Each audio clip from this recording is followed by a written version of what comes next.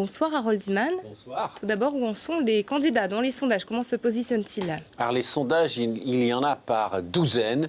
Et ce que l'on peut constater, c'est qu'ils sont dans un mouchoir de poche. Je ne mets même pas les chiffres. Ça peut être 48 pour Obama, 47 pour Romney. Vous en lisez un autre et c'est l'inverse.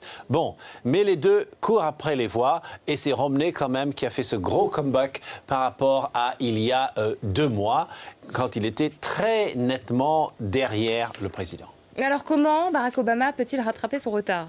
Alors, il va essayer de rattraper, comme vous le disiez, en faisant une espèce de comeback dans le débat. Et la clé du débat pour lui, c'est d'être agressif, alors qu'il était considéré comme trop mou la dernière fois. Et pour Romney, eh bien, il faut être aimable et qu'il gagne des points sur l'indice d'amabilité. Mais sinon, pour les deux candidats, ce qu'ils doivent faire pour gagner, c'est de grappiller des voix dans les taches jaunes que vous voyez. Ce sont les États swing states, les États tangents, les États où c'est trop serré entre un camp et l'autre pour pouvoir se prononcer. Et donc, qu'est-ce qu'ils vont faire? Eh bien, ils vont financer leur concept et ils vont essayer de rattraper des catégories qui ne leur sont pas favorables. Alors pour les femmes, Romney a surpris tout le monde, il a rattrapé énormément, c'est 50-50. Hispanique, c'est nettement dans le camp Obama, alors que Romney essaye d'en tirer vers lui, surtout ici en Floride, où il y a cette colonie de cubano-américains qui sont très bien disposés envers les républicains. Bon,